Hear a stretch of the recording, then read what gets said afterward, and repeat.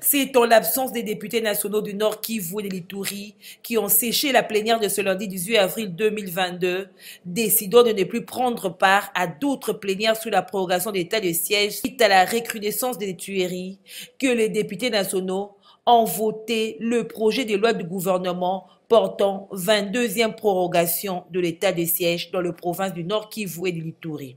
En effet, sur 317 élus présents à la plénière, 314 ont voté pour la prolongation, 2 se sont opposés et un autre s'est abstenu. Dans son intervention, la ministre de la Justice, Rose Mutombo, a fait savoir qu'il est indispensable qu'un temps soit accordé pour la poursuite des opérations militaires conjointes entre les forces armées de la République démocratique du Congo et de l'Ouganda pour le retour de la paix dans la partie Est. Toujours à l'Assemblée nationale, la majorité des députés présents à la plénière de ce lundi 18 avril ont voté une motion sur l'invalidation de leurs collègues absentéistes. Notez par ailleurs qu'une deuxième pétition a été initiée contre le président de la Chambre basse du Parlement, Christophe Mbosso. Cette motion de défiance a déjà recueilli près de 130 signatures.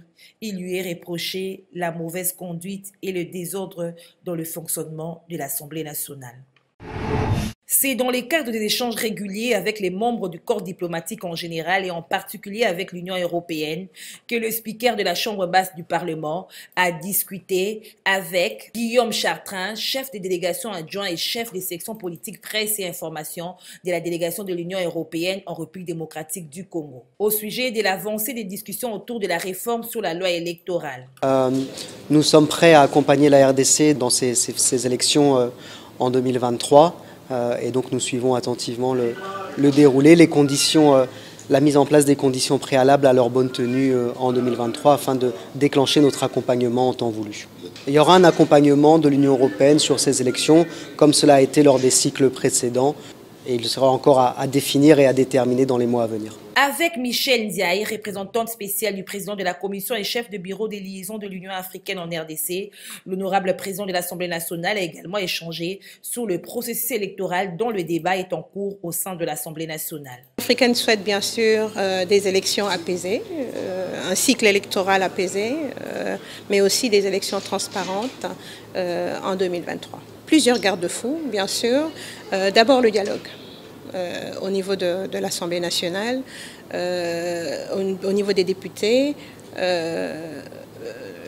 la manière dont les choses vont être abordées dépendra bien sûr de la volonté de chacun de travailler sur la réforme de la loi électorale. Et ce débat doit avoir lieu au sein de l'Assemblée nationale sur les différentes propositions qui viennent des différentes parties prenantes qui sont à l'Assemblée nationale aujourd'hui. Léo, Sissi, Waislamu wa Tchang. Biso ba musulman ya région islamique ya Tchang. Tozali na esengo munene pona komona ete toyambi mokonzi munene penza ya likamoko ya munene ya mboka na biso. Ye azali son excellence président national ya CENI kombo na ye Denis Kadima Kazali. Tapi. Le président de la Commission électorale nationale indépendante, Denis Kadima, a été reçu à la mosquée de Passa par la communauté islamique lors de la prière. Sous la direction du cheikh Abdallah Mangala Louaba et en présence du cheikh Hassan Kiatou, doyen d'âge des imams de la RDC, le président de la CENI, hôte de la communauté islamique, a été recommandé à Dieu pour le guider dans sa tâche. Le numéro 1 de la centrale électorale est allé témoigner sa profonde gratitude à cette communauté et lui a apporté quelques produits de consommation courante pour la rupture du jeûne du mois de Ramadan qui interviendra le lundi 2 mai prochain. Merci mingi na communauté islamique. On a besoin toujours il y a prière na bino. Bochanga na mabondeli parce que tous on a besoin ya kuna bino. Musala oyo ya CENI eza musala ya mutu moko te. Esengaka bozala na batu bazala sima na yo, bosala musala elongo. Mobiliser les Congolais pour tous les élections ya kitoko oyo muto akolonga nda ndongi ya solo et puis esenga babitumbate ozomona yango il faut tous ensemble, tout bien en français, élection apaisée. Donc nous avons besoin pour pouvoir accompagner Bissot comme ça, élection effectivement en 2023 et ça la constitution et puis ezala na paix, ezala boboto ezala na kati ya mboka inshallah. L'officiant Cheikh Abdallah Mangala Louaba a exprimé les vifs remerciements de sa communauté à l'endroit du président Denis Kadima Kazadi, lui qui est le premier à accomplir ce geste de solidarité. Un consortium de plus de 100 ONG œuvrant dans le secteur agricole a été reçu en audience ce lundi 18 avril par le secrétaire général du Mouvement de libération du Congo, Fidel Babala, avec qui ce collectif a échangé sur le sommet Afrique lié à l'agriculture, l'alimentation et les industries qui se tiendra au mois de juin. Au sortir de cette audience, le président de la délégation s'exprime en ces termes. Pour lui parler d'un sommet qui va s'organiser à Istanbul, en Turquie, du 15 au 19 juin. Le sommet porte sur l'agriculture, sur l'alimentation et les industries. Et ça concerne naturellement la République démocratique du Congo. C'est pour cette raison que le collectif des ONG du secteur agricole a trouvé bon de venir le voir pour que nous puissions lui proposer de parrainer un certain nombre de projets qui doivent être soumis à Istanbul. Nous devons aller pour négocier des projets, des millions et des milliards. Ce ne sont pas de petits projets. Mais au niveau du collectif, il n'y a pas de financement conséquent pour permettre aux membres de pouvoir voyager à Istanbul et c'est pour cette raison qu'on est venu solliciter ça. C'est dans le cadre de la redynamisation de la Fédération du Mouvement de libération du Congo de Lukunga 2 que son président fédéral, Sito Mondombele, a réuni autour de lui le bureau politique de son entité afin d'en dresser un état des lieux et voir comment redoubler d'efforts afin de rendre visible le parti politique cher au chairman Jean-Pierre Bemba Gombo, et c'est là dans le but de remporter la bataille électorale qui se pointe à l'horizon en RDC. Pour ce faire, il a été arrêté de nouvelles stratégies pour faire face à la forte concurrence créée par certains partis politiques. À cet effet, les sociétaires de la Fédération MLC Lukunga 2 se sont engagés à mener une forte mobilisation. Et pour y parvenir, il a été demandé aux présidents communaux de pouvoir créer des commissions capables de sensibiliser les Quinois et Quinois à adhérer massivement au MLC. Par ailleurs, les cadres de cette fédération ont été invités à mouiller le maillot en menant une vaste campagne de sensibilisation pour un nouvel envol afin de concrétiser la vision de cette fédération qui consiste à ne laisser aucune parcelle sans le MLC dans ce coin de la capitale. Sito Mondombele, président fédéral du MLC Lukunga 2, revient ici sur les objectifs poursuivis en convoquant la dite réunion. L'objectif, c'est le recrutement de nouveaux membres au sein de notre fédération. Comme vous le savez, Lukunga 2, c'est une grande fédération qui renferme la commune de Galema et nous avons 21 communes politiques. Donc nous devons nous mobiliser, être en ordre de bataille pour les échéances à venir. Ce que nous voulons, c'est d'avoir Galema, pas une parcelle sans les MLC. C'est ça l'objectif, c'est ça le mot-clé au fait. Pas une parcelle dans Galema sans les MLC. Nous voulons avoir des membres dans chaque parcelle de Galema. Galema a plus ou moins 2000 et quelques rues. Donc nous voulons avoir dans chaque rue au moins un comité cellulaire du MLC. C'est ça l'objectif que nous sommes assignés. La fédération du MLC Lukunga 2 est déterminée à réussir ce pari en contribuant à rendre le mouvement de libération du Congo plus visible et actif sur le terrain et prêt pour les prochaines échéances électorales de 2023 que le parti de la fourmi tient à gagner haut la main. La structure d'appui au MLC Force One a célébré ce samedi 16 avril 2022 l'an 1 de son existence. Occasion pour son coordonnateur national, Maître Didier Kimbumbu, d'exprimer dans son discours la satisfaction et de manifester sa joie de célébrer les premiers anniversaires des Force One avec tous ses coordonnateurs de Kinshasa et du Congo central. Il a dans ses mots souligné qu'il n'a nœud sur terrain dans un espace politique face à des embûches et des difficultés de tout ordre. Force One a tenu bon. La valeur d'une image se mesure à l'étendue de son aréolole imaginaire. Comme pour dire, si l'on devait mesurer la valeur d'un homme, ou comme pour le moment, de la structure Force One, c'est au nombre de personnes que cette personne ou que cette structure pouvait mobiliser comme une aréole pour son anniversaire. Je suis heureux d'affirmer à cet instant que votre présence nous fait du bien. Et ceci démontre de votre estime envers cette structure. La structure s'est assignée la mission d'œuvrer pour la consolidation du leadership de Jean-Pierre Bemba Gombo et du MLC en apportant sa touche consistant à dénicher des leaders locaux potentiels dans tous les secteurs socio, économico-politiques pour les amener derrière l'idéologie de Jean-Pierre Bemba, président national du MLC. Assurer l'encadrement de ces leaders locaux par une formation aux idoles du parti et les présenter comme des personnes capables et potentielles sur lesquelles les partis devra compter en vue de bien mener sa lutte politique. C'était une occasion pour les femmes de cette structure de clôturer leurs activités du mois de la femme. Le combat de la femme auprès de Jean-Pierre Bemba ne date pas d'aujourd'hui. La femme a été remarquablement présente aux côtés du chairman depuis le maquis.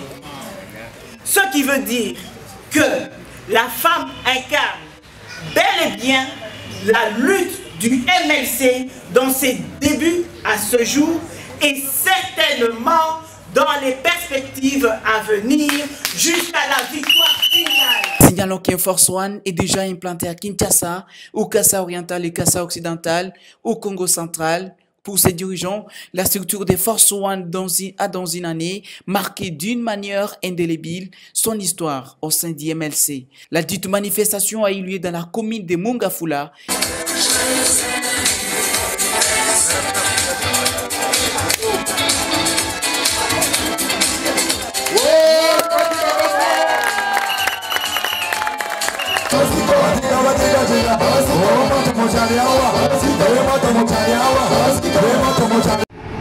Décidément, le ministre de la Santé publique, Hygiène et Prévention, Dr Jean-Jacques Mbongani, se révèle être un homme de terrain que celui de bureau climatisé de la capitale.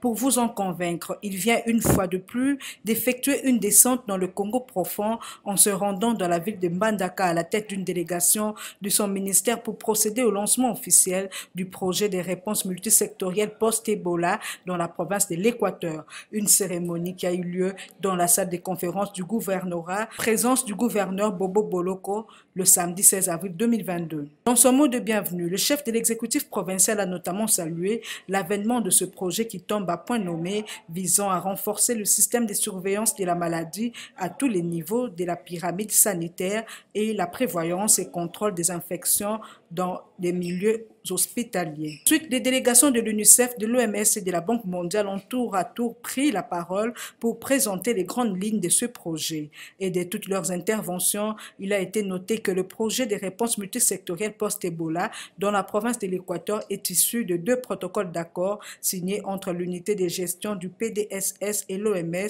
pour un montant d'environ 4 millions de dollars américains et avec l'UNICEF pour un montant de 6 millions de dollars. Dans son mot de circonstance, le ministre de la Santé publique a, au nom du gouvernement de la République, exprimé sa gratitude au président de la République, Félix Antoine Tshisekedi, qui a accepté et autorisé qu'il vienne lancer officiellement les activités de la résilience des populations de l'Équateur qui ont subi un choc à la survenue de la 11e épidémie de la maladie à virus Ebola en 2020. Beaucoup parmi nous ont perdu l'erreur. Certains. Il y a parmi nous aussi ceux qui ont été atteints, mais qui n'en sont pas morts. Et parmi eux, le personnel soignant voué à sauver la vie des autres. Certains en sont morts en voulant sauver leurs malades. Et tout ce choc avait impacté négativement la vie de chacun parmi nous. Impacté la vie sociale, économique et financière, professionnelle, scolaire et estudiantine, et que sais-je encore.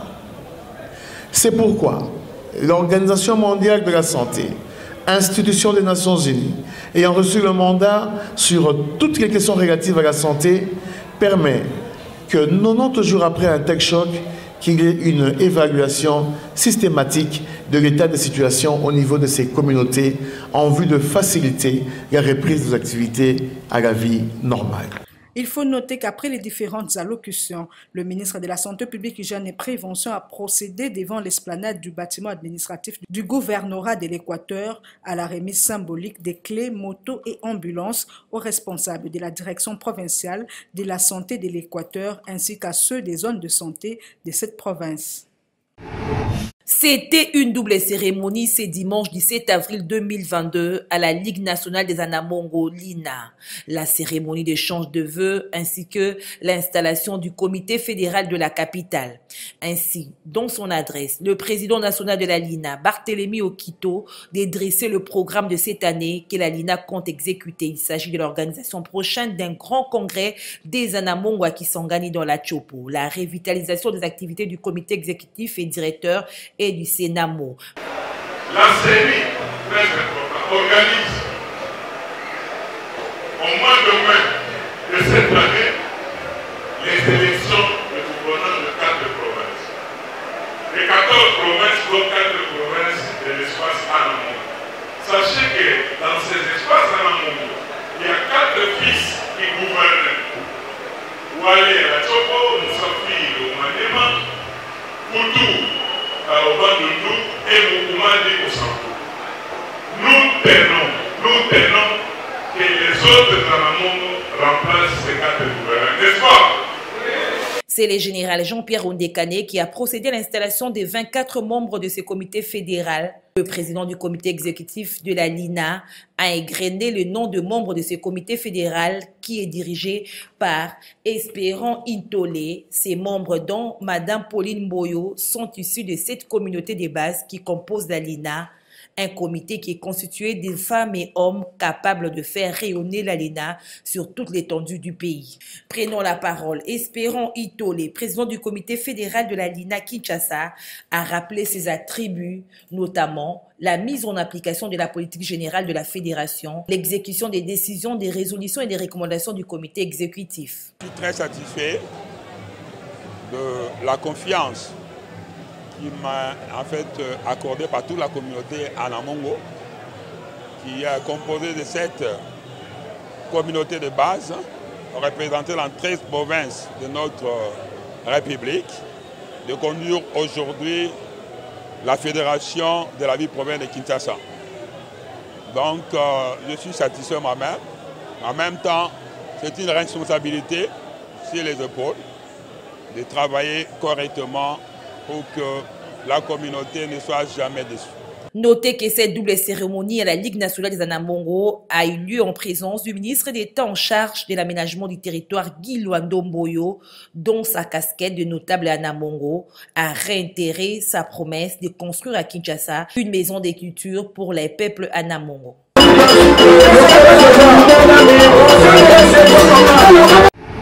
Après un séjour médical en France, le président de l'INC et ancien directeur des cabinets du chef de l'État, Vital Kamerhe, a regagné Kinshasa ce lundi 18 avril 2022. Vital Kamerhe avait quitté Kinshasa en janvier dernier après avoir obtenu une autorisation pour un séjour médical à l'étranger. Le président de l'INC, qui avait été condamné en avril 2020 à 20 ans de prison pour détournement de près de 50 millions de dollars alloués à la construction des maisons préfabriquées pour l'armée et la police dans le cadre du programme des 100 premiers jours du mandat du président Tshisekedi. Vital Kamerhe regagne Kinshasa après que la Cour de cassation ait annulé l'arrêt de la Cour d'appel ayant condamné à 13 ans de prison pour détournement des fonds publics. La Cour de cassation a également renvoyé les dossiers devant des nouveaux juges ayant estimé que les juges d'appel avaient violé les droits de la défense de l'ancien directeur des cabinets du président Félix Tshisekedi en rendant sa décision les condamnant à 13 ans de prison pour détournement des deniers publics alors que l'affaire n'était pas en état d'être jugée. Vital Kamerhe bénéficie d'une liberté provisoire.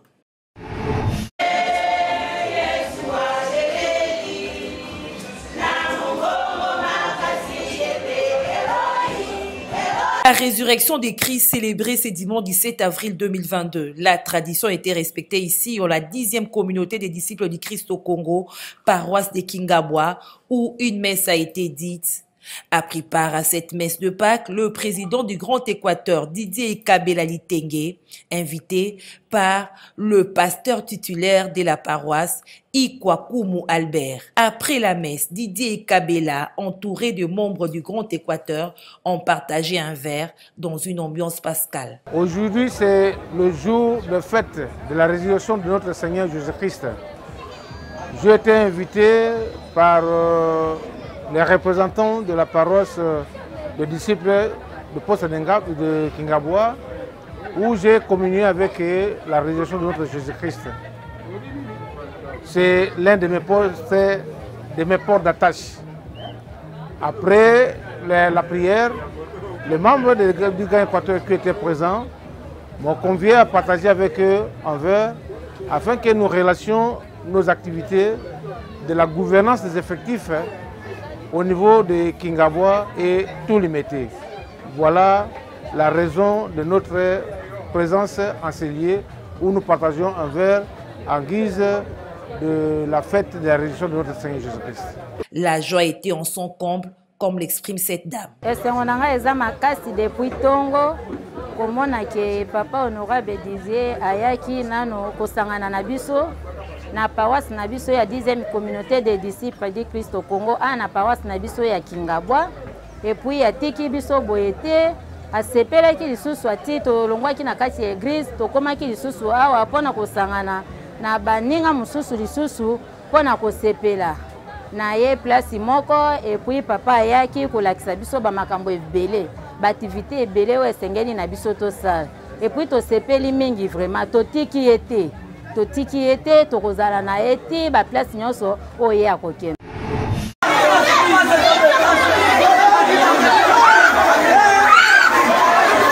Cela n'arrive pas tous les jours. Nous sommes ici dans le territoire de Lukula au Congo central. Un éléphant a fait incursion lors de la célébration de la messe de Pâques en la paroisse Sainte-Thérèse.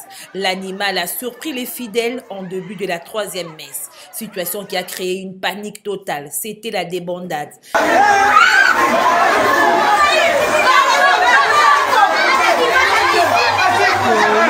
Et la messe s'était arrêtée momentanément jusqu'à ce que l'animal ait quitté les lieux. Personne ne sait jusque-là d'où est venu cet éléphant. Cependant, certains témoins d'indiquer que cela fait plusieurs jours que cet éléphant a fait son apparition dans le village d'Entsoni, non loin de la paroisse Sainte-Thérèse de l'Enfant Jésus, causant la panique au sein de la population.